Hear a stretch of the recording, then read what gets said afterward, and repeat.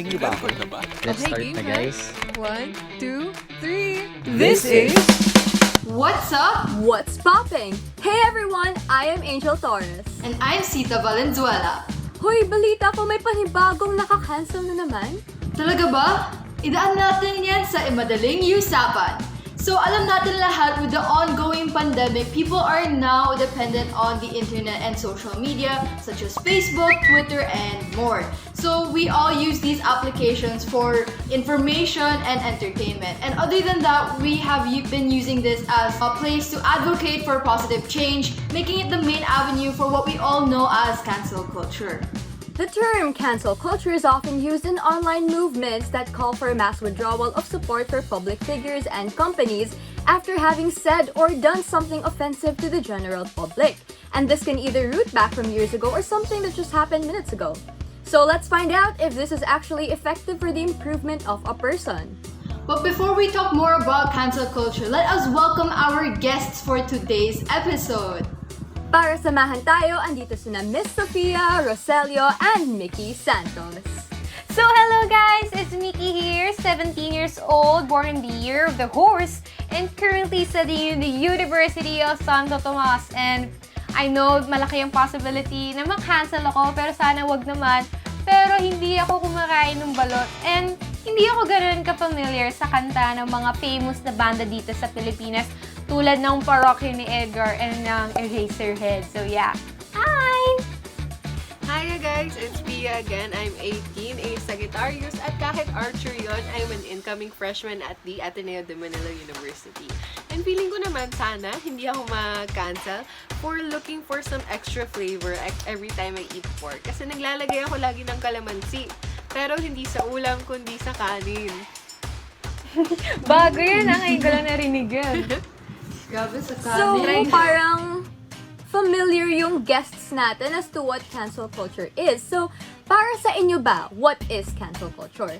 Well, para sa akin, it's like applying the law of PEMDAS or like power of C in actual life. Yung parang sobrang dali na lang magtanggal ng isang tao or ng isang bagay out of the equation, literal. And that shouldn't be the case naman kasi parang general opinion na nga yung mga taong ayaw sa math. So bakit pa natin dadalhin yung concept ng mathematics into Tama, actual oo. life, diba? Oo, ang ganda ng comparison mo between PEMDAS and cancel culture. It's very unique. For me naman, cancel culture is like buying a faulty product online sa Shopee or sa Lazada. Kapag may problem or issue siya, syempre, it's either you don't mind it at all or you'll message the seller about the problem that you encountered and look for a solution, or magli-leave ka na kagad ng bad rating or review sa shop na yon in order to notify possible and future buyers about the problems that they might encounter kapag binili nila yung product na binili mo. Ayun, same as cancel culture na kung saan, let's say, these influencers and their artists, kapag nag-manifest sila ng toxic and problematic behavior, we try to boycott them or pull out our support from them kasi nga meron silang na-offend and maraming silang nagawang mali. Okay, so sila naman, they were able to provide two different analogies to how they see cancel culture. Ako naman, I usually notice that people call out whatever they see is wrong, and that's what I do. I don't think I have personally delved into canceling out immediately people. Pero kayo naman, Miki at Pia, where do you think cancel culture began? Because during our parents' time or grandparents even, we don't have the term cancel culture. Pero now, it's such a huge thing. So where do you think it started?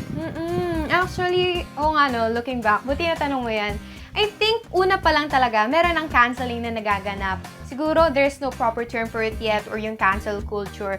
Pero there's this similar behavior na rin. Siguro, for example, si Judas and si Adam and Eve, diba? They're canceled for doing something wrong or for doing something that they shouldn't have done. Pero kasi yung generation natin ngayon, mas expressive tayo, mas honest. We try to argue, communicate, and adjust with each other. Kaya nas naiintindihan natin yung mga nangyayari ngayon. Ito nga, we participate in this kind of discussions. Kaya siguro sa mentality na din na yun, umusbong yung cancel culture. Ikaw ba, Pia? Like, sa tingin mo, kailan pa nagsimula yung cancel culture? Ako kasi, parang feeling ko, napapansin ko na yung cancel culture. Kahit sa mga magulang natin, sa mga tito, tita, especially ito yung mga family reunion. Like, yung kukul kilbitin ka na lang bigla ng tita mo, sasabihin niya, alam mo ba yung pinsan mo, ano yan, nabuntis yan ng isang araw, so parang nasira na yung buhay niya. Parang that's cancel culture din, in a sense, di ba? Parang ang sama rin, pero we've kind of grown accustomed to it, to this toxic mentality nga, until nadala siya ng Generation Z. Tapos, since nga we are all very accessible sa social media at sa online platforms, mas nakikita siya doon. Like, tanda ko talaga earlier during this quarantine, sobrang daming cancel parties. Like, nung #OustBarbie, #BlankIsOverParty, or yung mga recent lang, #BookNoisBasura, ganun. Sa pagkakaalam ko talaga, ay nagsimula to as like a form of justice. Kasi parang ito yung call out or like call for action. Like, hinahingi ang mga tao ng accountability from a person, kaya nila kino-call out na parang sana umakto ka sa ginawa mong ganito. Like, yung yari yung sa #MeToo, #Climate Change kay Greta Thunberg, at yung #HeForShe, yung kay Emma Watson, kung hindi ako nagkakamali.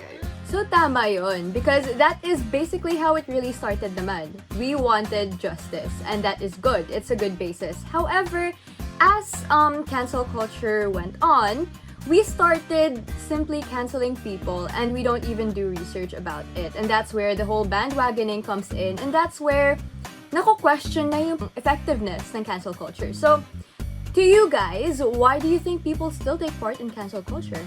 And does it have something to do with ethics and moral compasses? Okay, so I kind of have to own up to this. Actually, sumali ako sa isang cancel party once, mga earlier this quarantine lang, so medyo recent. Pero alam ko naman ngayon na mali yun, like I shouldn't have even partook in that cancel party nga, kasi yung kay #OustBarbie, I just found it really funny. Like, na-entertain ako masyado, so parang kaya ako nakisali. And that shouldn't be a valid reason naman to cancel a person. Na parang pangkatuwaan lang. Kasi you're actually talking about someone's reputation. Like, it could lead to like defamation nga and libel. And parang sobra namang hirap kung ipapagpatuloy mo pa yung cancel party na yun. Para lang for the lols, for the memes, ganun. So, pero, ang napapansin ko most cancel parties naman talaga have like good intentions. Ang sama lang nung execution.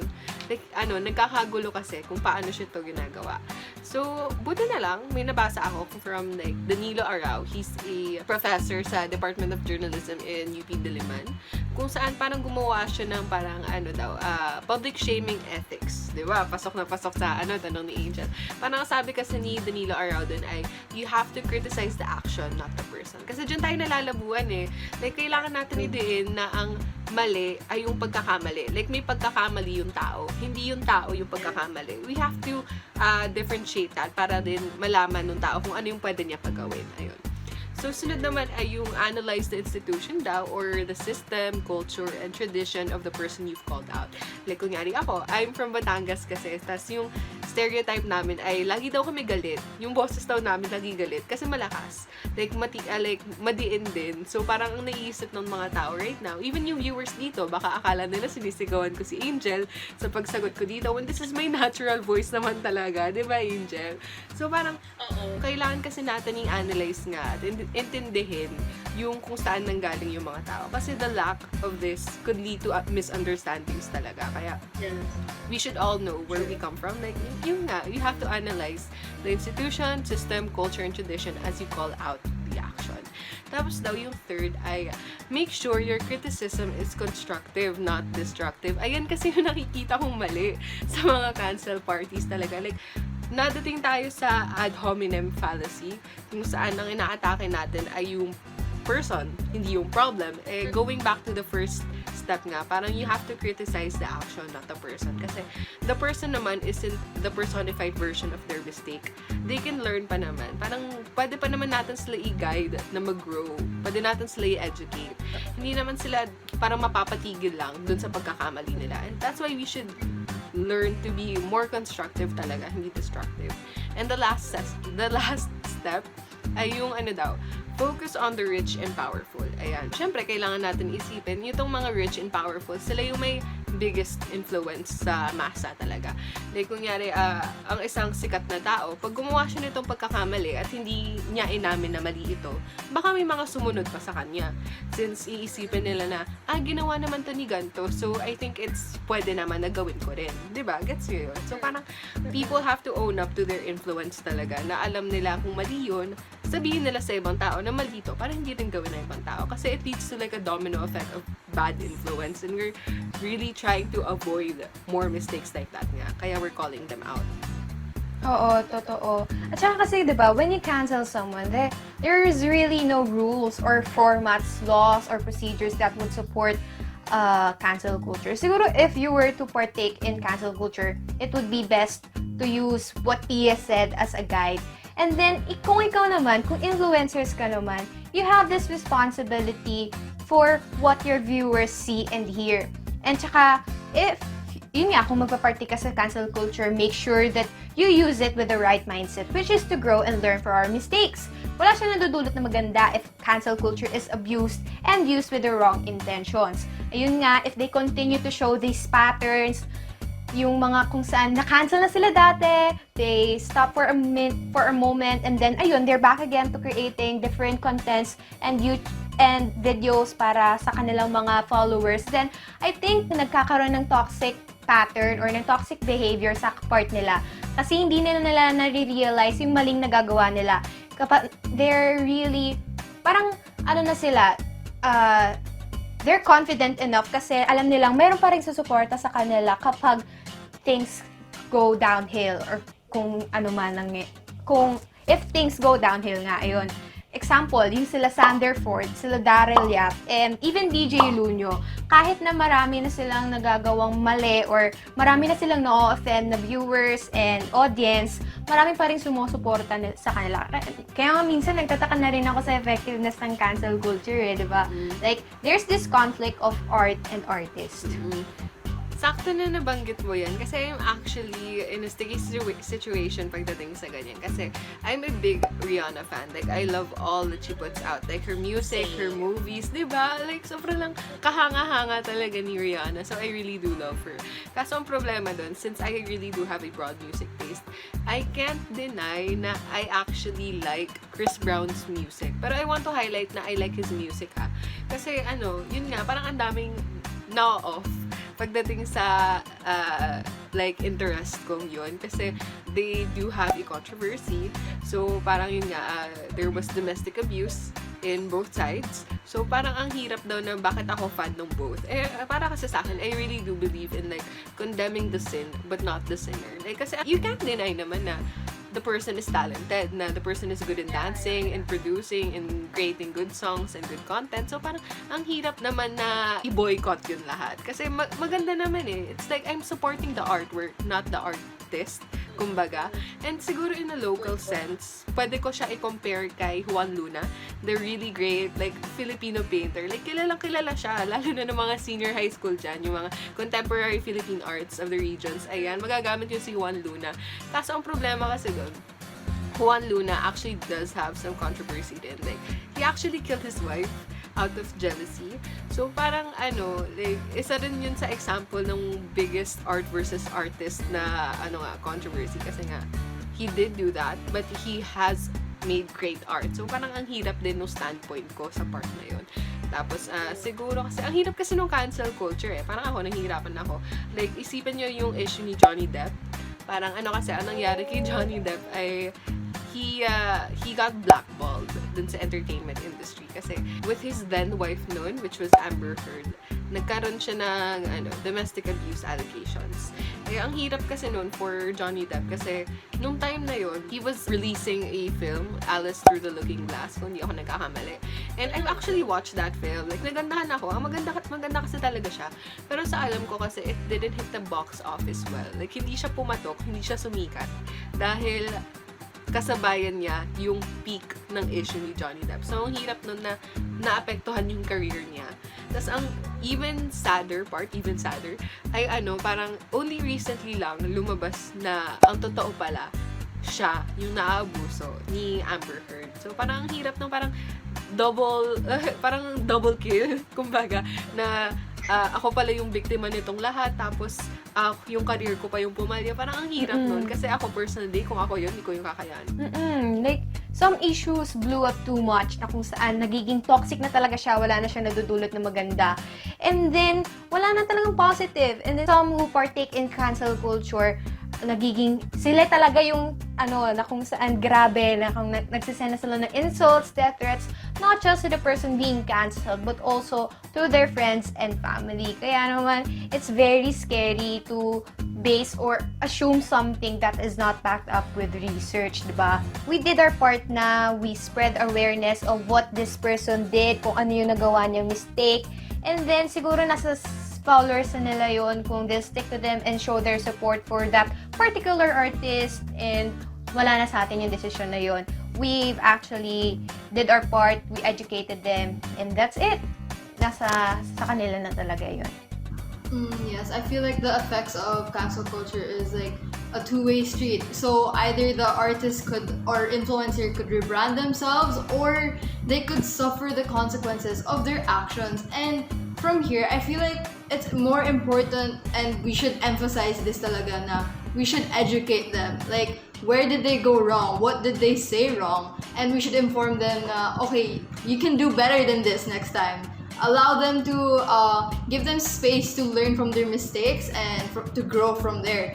But these only apply to influencers or artists that did minor things or like just said the wrong words. And when it comes to more extreme cases or heavier cases, we should really take this outside the internet, because cancel culture is mostly internet-based. And for heavier cases, we should really take it into a different place where it can be settled and things could be more civilized compared to like the cancel culture we experience, kasi nagiging online bullying na lang siya, as mentioned earlier. So it's not really that effective, like Miki has been saying. So, ayun nga, no, agree ako dun with Sita na parang we have to take things outside the internet also. Kasi oftentimes with cancel culture, we don't really know where we are headed towards.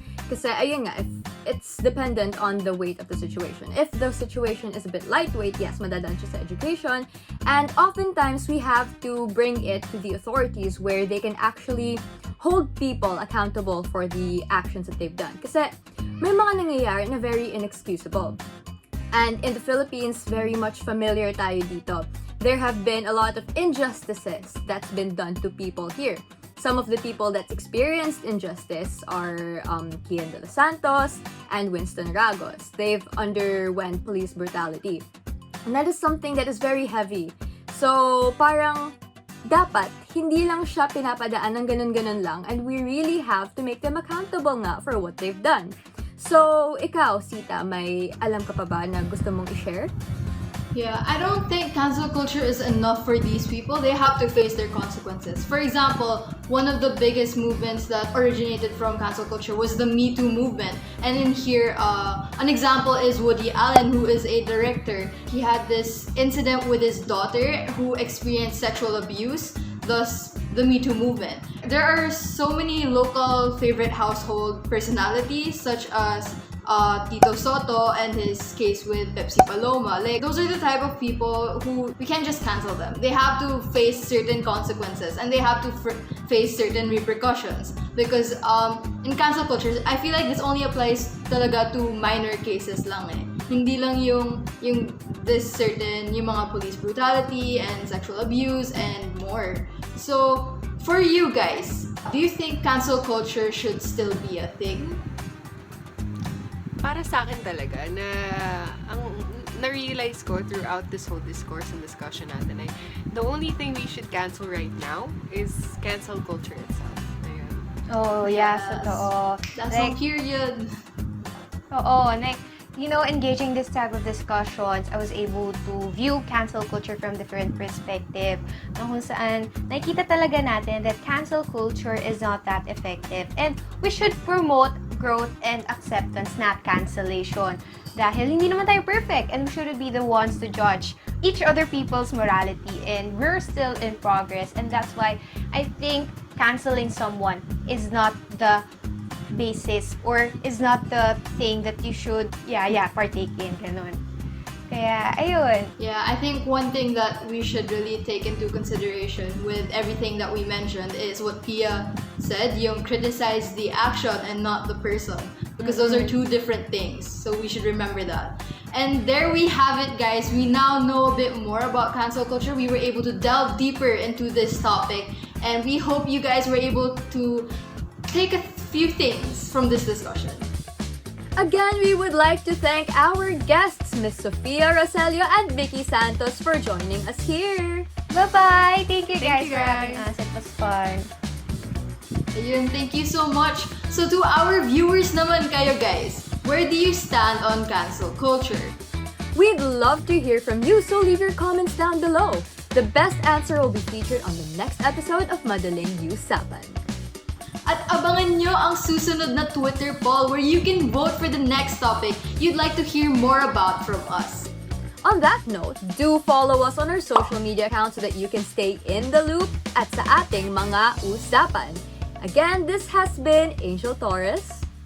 And Sita Valenzuela, ano pa bang iniisip mo? Idaan natin yan sa Madaling U-Sapan.